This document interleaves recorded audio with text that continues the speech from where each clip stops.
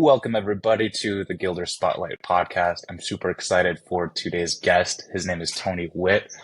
Tony, I'd love to have you give yourself a background to our audience. Yeah, briefly, my name is Toni Witt. I'm a startup founder here in Chicago, and I'm kind of working on two things. Main thing is regular startup. We're building software actually for beauty salons and stylists, and that's called Suite. And then I actually have I guess, side project, side mission, which is called Genesis, and that's actually a nonprofit. And essentially, it's a community for Gen Z founders. We host everything from smaller, intimate events like dinners and founder retreats to large scale mixers and panels and things like that, which are ranging in like the hundreds of people in attendees. Yeah, that's kind of super high Fantastic. level, the two things. Yeah. Awesome. Yeah, I definitely want to hop into Genesis later, but for now, just your first venture, very sweet. You said it's kind of tailored towards beauty salons. What inspired you to kind of go towards that demographic? And you also did mention that you moved to Chicago. And what's your kind of background? Like, when did you move to Chicago as well? Did you start very sweet right when you moved to Chicago? Yeah, so I guess like I'll give a little bit of background on myself first, like character wise. So I had been living in Europe for 6 or 7 years prior to moving here to Chicago, and then at a certain point, I dropped out of college and then decided that I actually wanted to build a business, build a company, and I wanted to do that in the US. I actually originally grew up in the US, so I felt like culturally for myself that I wanted to be here, but also building a startup in the US, there's just advantages that this country has, right? Um, so I figured, all Mhm. right, time to move back, and I don't have any family in the U.S., so it was really quite an open decision as like where do I actually move to like start this business. And for me, it was any of the big cities, right? Like L.A., San Francisco, New York, Miami, Chicago, and one by one, I had kind of crossed some of those other cities off the list for different reasons. And then it was between like New York and Chicago, and I figured like I've been to New York many times. It's a cool city, but let's just try something new. Let's just go on a very like new adventure, literally. And then yeah, moved to Chicago. And like for context, I had never been in the city before I came here. Like I said, I don't have family here. I had dropped out of college, so like didn't have a degree, didn't have an in-person job. I was doing some like side work remotely. Um, Oh, but it was like I came here literally with like the cleanest of slates possible, right? it sounds like you had a kind of like a full, and I know that you're from the States, but you lived in Europe for 6 years, but it's almost like you had that full immigrant I experience mean, of starting with like that in a clean sense, slate. yeah. And of course, like, I speak English and I had a passport and I had some savings and whatever, so it Mhm. wasn't like completely the end of the world. But there's definitely a lot of Just unique challenges that come with moving to a new city like this that I didn't even really anticipate. Like, I mean, simple example, but I didn't even have like a bank card, a debit card or credit card or anything. I mhm. had come here with like a couple $100 in cash, and that was it. And that ran out really quickly. Like, I was not expecting how fast it would Right, kind of drain. So, I don't know, a lot of strange challenges there. right. Where in Europe did you live for 6 years? Were you in a bunch of different countries, or were you in one specific I was moving around. place? So spent 6 years in Brussels in Belgium. Moved there. I mean, my parents like Very moved cool. me and my brother over there when we were like, I don't know, 13, 14. I went to high school there, Mhm. international high school. That was a very unique experience. Then kind of bounced in and out of Germany, in different places just because my family was living there, in different cities within Germany. Mhm. Because in of course in Germany they speak German. Or Germany they speak German, but in Brussels they speak like French, English, and German. Um, did you dive into learning any of those languages? I mean, so I do speak German fluently, and in Belgium, Oh, very it's cool. kind of all over the place. Like it's French, it's Dutch, or Flemish technically, German. A tiny corner of the country is also speaking Mhm. German, and then in Brussels itself, some people also speak English unofficially, just because it's the EU capital.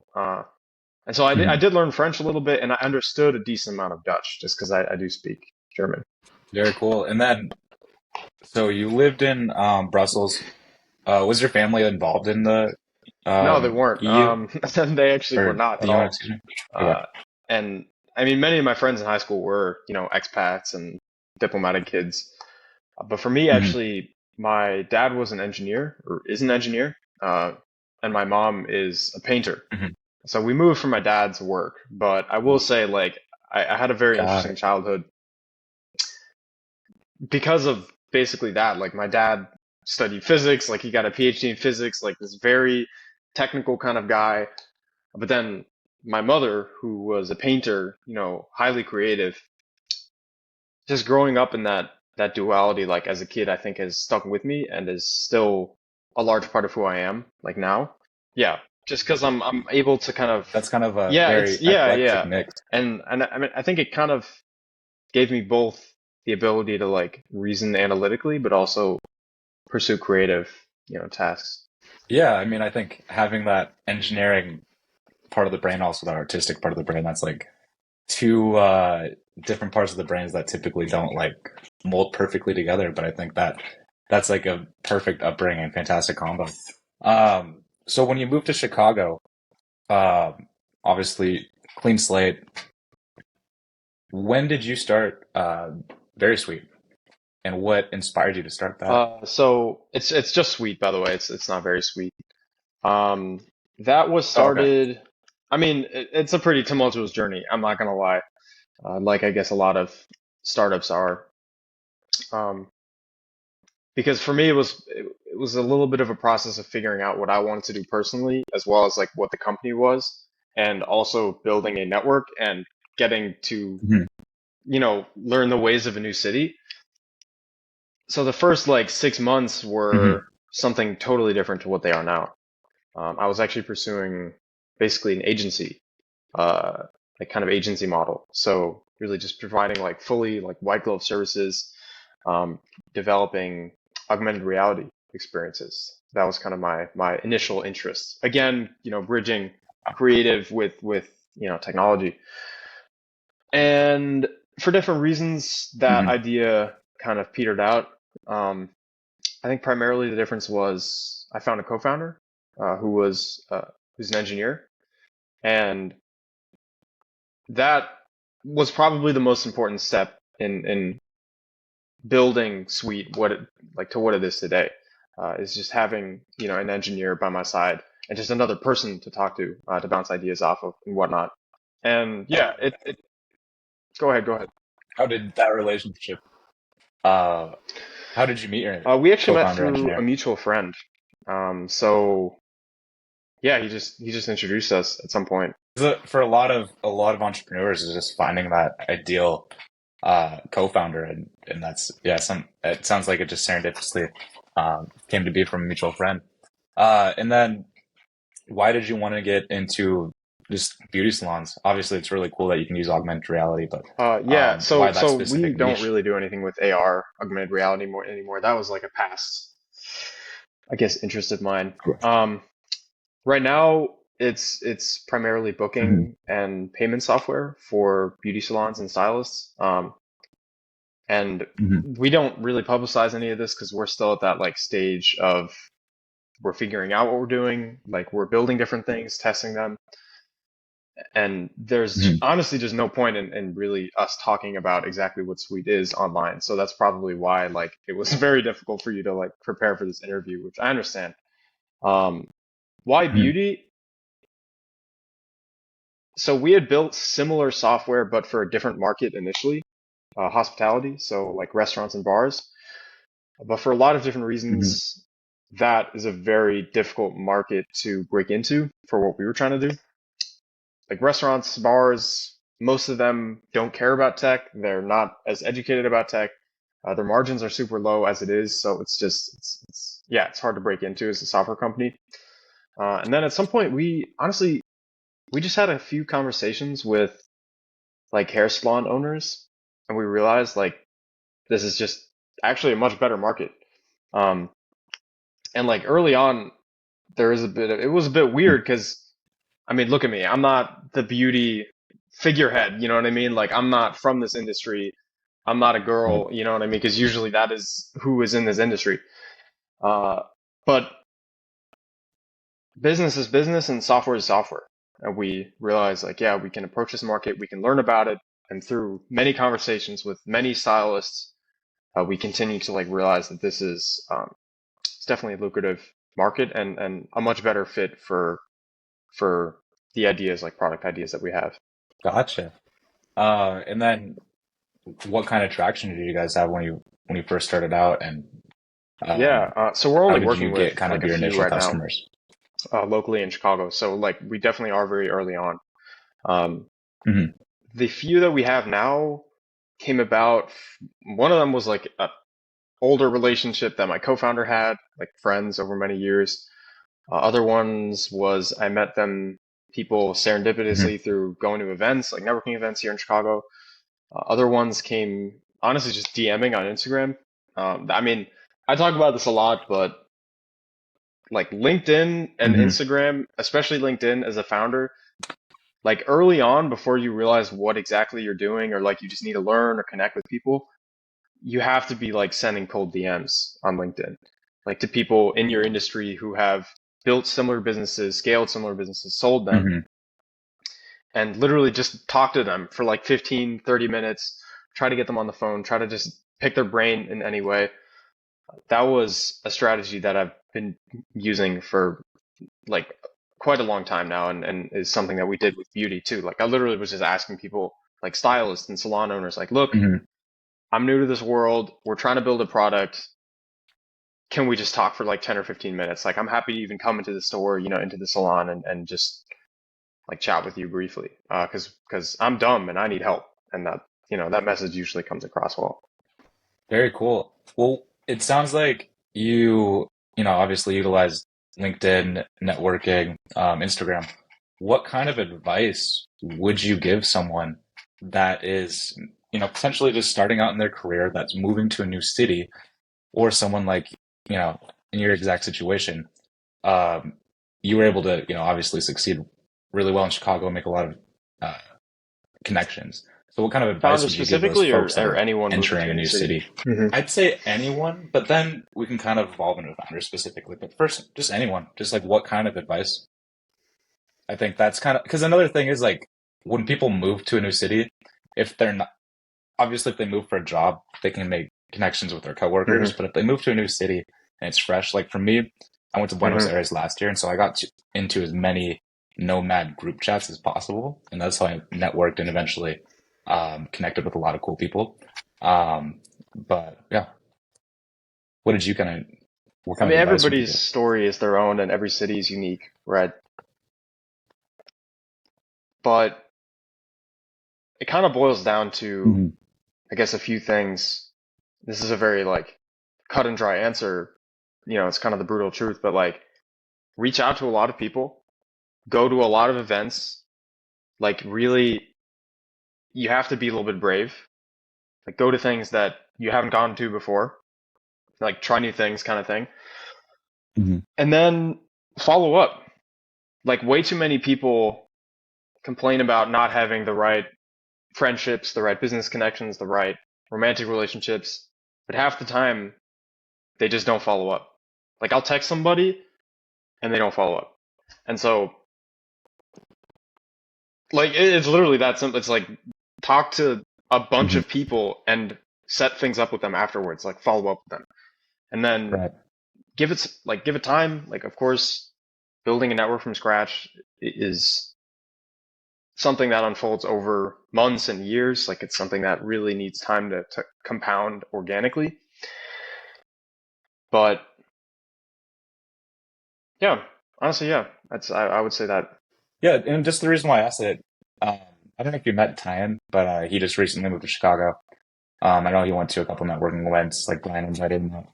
He was asking me um, something, but I think that's fantastic advice. And then kind of just on like, you know, the founder side, what advice would you give founders? Because it seems like you really, obviously, you're very outgoing. You like connecting with Yeah, people. so But what this kind of I can advice definitely speak would on you give this. founders when they're starting a business in a new city? The one piece of advice, and honestly, it's a little underrated.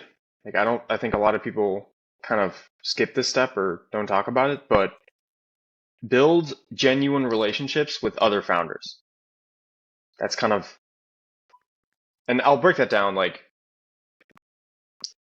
founders who are in the same boat can give you not only Hmm. advice, connections, introductions to other investors, but having somebody who's in the same frame of mind, the same like we're building this thing. I understand, I empathize with the struggles and the pains and the successes and the wins and the joy of it. You need somebody like that because most other people around you aren't going to understand the same like journey that you're going through. And genuinely, like I think building relationships with other founders are the most like lucrative thing over the long term of your career as a founder. Because like eventually these guys like, if they're ambitious, they're going to be successful at some point. Even if it's not their current venture, they will be successful. So like these are relationships that you want to like plant the seed in early, and they can help out in just like so many different ways. I mean, this is bridging into the conversation around Genesis, right? But they'll be inviting you to group chats and you're going to go to networking events in your city. You're going to see them. And then if you have an actual relationship with these people, you can actually just go over there, join their group, whatever. Other people tag on. It makes it easier to like go to new, networking events and just start saying hi to people, right? When you have like a group of friends uh, supporting you. So like even if there's not necessarily an immediate value in, oh, like this, I can partner with this founder, or oh, this person can't give me money, so why should I try to talk to them, right? It's not an investor. That's like a horrible mindset to have. Um, and I think a lot of early on founders, they get either like lost in the work and never talk to people, or they just talk to the people that can try to give them like immediate value, like an angel investor or a potential customer, when you should really be like building relationships with other Hmm. founders and people that don't have that immediate value. I love how you bring that up just because I think a lot of founders, especially early on, they build these relationships so they can immediately see what they can get out of it, just kind of like what exactly you're saying. But I think the long-term gain of building these relationships with founders is definitely like super, like one of the biggest assets you can get. But to go back to Genesis, Yeah. what This made you get, actually, I guess, what circles made back you, to the previous question, like how develop do you build that Genesis? network in a new city? But after I'd moved to Chicago, that's the exact question I was asking myself, right? How the actual hell am I going to build a network from scratch? And founders need crazy networks. Like they need, yeah, just like so many contacts, right? And so what I decided to do, um, I went on Airbnb and just booked a like cabin cottage kind of thing for 15 people in like a couple hours west of the city. And it was in the middle of the woods, like middle of nature, like by this beautiful river. And I had this place booked for a weekend and I literally just DM'd on, like I said, LinkedIn, like Instagram. I knew like one or two people. I asked them to like refer two people and all founders. Like I just asked them, do you want to hang out with me for a weekend? Literally.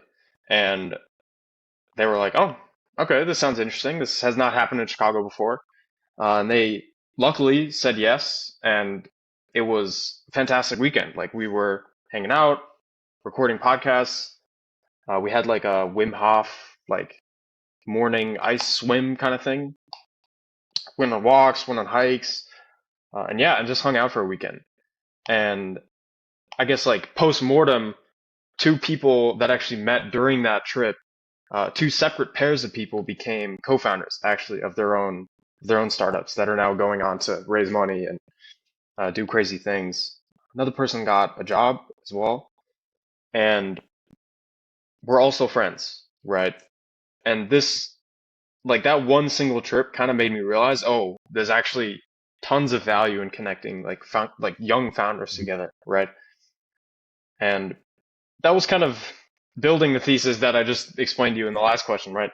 Um, but that was, yeah, that was like me realizing, oh shoot, okay, there's value in like building Hmm. these connections with founders, and then kind of went from there. I think that takes a lot of guts just because a 16 person Airbnb is for a whole weekend it could be 1,200 bucks or whatever it is. I'm not sure what the prices are. A couple hours outside of Chicago, but how like in the back of your mind, was there any thought that you're like, Yeah. well, if this doesn't work, it's just I'm gonna be So, I wasting mean, yeah, I fronted the costs, a couple and grand on an Airbnb. my co-founder for So Genesis and I how did actually you front make it costs work? for like most of these trips, these other retreats. We have another retreat in Costa Rica coming up, which we rented a like beachside villa for a I month, and we fronted the cost for that too. Um, do see and that in I February. mean, yeah, it's a lot of money, but I'll say like, and I say this all the time, but investing in relationships is the highest ROI investment that you can make when you're like early stages. Because if I spend $1,000 and I meet one person that weekend that ends up becoming a co-founder of a startup that I start, you can't even compare the two. You know what I'm saying? It's like this thing is gonna change my entire life for the next like 6 years. Hmm. You know, if this startup actually works out, it might be producing tens of millions in revenue, Right. and we get Right. acquired for 100 million, or like, you know what I mean? Like the cost to potential value in just relationships is just so crazy. That's why Hmm. like Hmm. when I see networking events But where I have, where there's a decent probability of like high value people being there, like that I should network with, and the ticket's like $100, the $100, it doesn't even cross my mind, right? Of course I'm gonna pay $100 for that. Because if I meet even one person, like the math is gonna work out, you know? yeah, I love that, and I think a lot of people don't see like the value of networking like that. I think they see it as, oh, like this event's $1,000, and that's and this could go nowhere. But I like that view. Yeah, and I think that's super awesome. So how did you structure Genesis, and what kind of events do you guys do in Chicago? And I know that you mentioned that you have the event coming up in Yeah. Costa Rica, but it sounds like you So in guys terms of like structure, rent like out I said, we're a Airbnbs, or do you nonprofit, like guys do like legally formed nonprofit. happy hours, or what Um, kind of events do you guys do? we have an online community, so we have a Slack community. That's kind of our like digital center. As far as the events go, we are still sort of Mhm. exploring like what our bread and butter is. We've hosted a variety, like everything from more intimate, dinners and these retreats to larger scale like mixers. We had one in San Francisco that was probably like 400 founders or something like that. But that was like relatively low lift. It was like a mixer, right? We've had other events. We've had like fireside chats, panels, sort of thing, both at the Google Chicago office and the Mhm. Google NYC office. We hosted something there like 2 weeks ago. So we're still kind of figuring out what's our bread and butter when it comes to these events. In January, we have uh, what we like to call the Windy City Venture Crawl. So it's like a bar crawl, but for founders pitching at different VC offices. And yeah, putting that together, that's a bit unique. Yeah, and then this, as you mentioned, we're doing a founders retreat to Costa Rica. So we rented out essentially a Love it. villa for a month and are just inviting young founders to come to co-work, to relax, right, explore the country a little bit. We have programming around meditation, yoga, cooking, dancing, things like that. Surfing. It's actually on Costa Rica's like most famous surfing beach, like right on it, literally. Um, so yeah, that's gonna be a lot of fun. But still figuring out a lot of things. Pretty I mean, cool. Genesis is a young organization for sure. Definitely What are the consistently having what are the new biggest people hurdles that come you've to been the running into? events, especially like the intimate ones. Like obviously, Genesis is a friend group of founders. That's like ultimately what we want it to be. It is like like Mhm. nationwide or even global collective of founders, but it feels like a friend group. It doesn't feel like a transactional like networking event, right? That's kind of the vision, if you will. Mhm. The downside is a lot of the informal events or more like impromptu events that we're throwing like on a short basis. We'll invite people, but then the people that we're already like super good friends with will come. And of course, like we like hanging out with them, but we also need to keep meeting new people, right? That's kind of the point of networking. Um, I would say that's probably one of the main challenges right now. Yeah, I think for all Hmm. businesses, Yeah. definitely, and I don't Yeah. want to call it So right customer now acquisition for you we guys just have a because it's a Slack channel, nonprofit. So I'm assuming and it's free to membership join. for those If you want to listening join, like who are interested in joining you it could is probably find it my is free. LinkedIn after this, Or how does that under work? my name. But just shoot me a message, and I'll send you the Slack link. And yeah, that's kind of the core of it right now. But like pretty soon we are going to be considering different, I guess, initiatives and structure around like what does membership actually mean. Awesome. Um, we've thought a lot about peer groups, like peer groups of young founders together, and that's still taking shape. So I won't really say more on that. But yeah. Well, just to kind of segue into something else, what is this is kind of a question that I occasionally ask folks? What's the biggest surprise since you've moved back to the Biggest States, surprise in general and in in life Chicago, or like in the startup world or since that experience? Yeah, I think I'd say the startup world, just because I think hmm. there are a lot of surprises in life and people have things going on, but I think the startup world is something that a lot of people want to get into. So it's the biggest surprise since moving to I mean, one Chicago thing in the that always startup comes world to mind, in like this career. people call Chicago like a little big town. Yeah, I think that's right. Like a small big city, you know. And definitely the biggest surprise, like as I started going to all these events and then eventually hosting these events and now like really being connected with Mhm. most of the Mhm. city, right, and most of the organizations in the city, I'm realizing that everybody else, like everybody knows everybody. And as you start moving towards the top, right, the top of whatever it is, the top of your career, everybody at the very top knows each other. So like the best founders know all the best investors, and then for some reason, like all the best investors are friends with all the best hip hop rappers here in Chicago, and NBA players, and all the politicians, and all the musicians. And it's like it's just cool to see that once you Mhm. continue networking, like there is sort of like a top. You know what I mean? It's like, oh, like literally everybody knows each other, and they're all going to like the same events and whatnot. Um, that was a surprise that I learned just through sheer force of like meeting many people and just getting a lay of the land. Mhm. But yeah. Uh, I mean, I have a funny story Very about cool. getting high And at Vic have Mensa's you met birthday party. any have you made any I'll say amazing that. connections with like NBA players or anything And like that? that actually Curious. illustrates my point perfectly because we had Vic Mensa, who's a like famous Chicago hip hop artist. He had his birthday party on the roof of a Sure. venture capital firm where basically Genesis was like started out of. It's like that was like our basically our office, like our meeting spot was this like VC Mhm. office. But like the VC knew Vic Mensa, right? And then now all of a sudden we were working, on our laptops like 1 hour, and then an hour later it's like 500 people on the roof Mhm. of our office, right? Having like Vic Mensa's freaking birthday party up there. That kind of illustrates my point, but what else? Yeah, NBA players. Actually met one in San Francisco, Golden State Warriors, but Wow. plenty of other, yeah, interesting folks. Mhm. And just curious, how often are you traveling around and going to different I mean, events? Because I feel like this I year was messaged like you and you're the like, oh yeah, first I'm year going to where this I conference deliberately here. decided I'm gonna be busy to at this like conference. really Like, make a what's spreadsheet your of all the big what's your conferences schedule happening this like year and in going events? to Like, how most of them. often do you try to go to these networking So events? I hit like TechCrunch Disrupt, the Forbes 30 Under 30 Summit in Cleveland, New York Tech Week. So we just came back from that. Like it was like 2 weeks ago. And then different conference here and there, things like that. Hmm. Um, I mean, there's no like strict schedule around it, but the main ones we're trying to hit this year, just to kind of plant the seeds in other cities, get to know like the right kind of super connectors, VCs, like well-connected founders in those other places, just so that we can kind of prepare for, you know, Hmm. eventual And expansion kind of thing.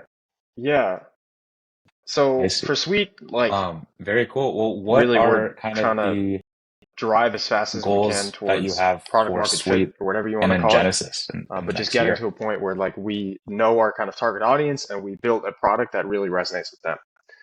And what that journey looks like right now is a lot of talking to stylists and salons, building things like every single week, testing it out, talking to people, talking to advisors. Um, we have to get there before we can really start making milestones in terms of this is the number that we want to hit or whatever, right? Hmm. Because yeah, we're still like fairly early. For Genesis, we are gearing up for some pretty big things in next quarter. Like I said, like the Costa Rica trip, and then the venture crawl, which will be a fairly large, probably like 300 to 400 people event here in Chicago. So we're just gonna honestly like our focus is on making those events fantastic and really getting everything that we can out of them.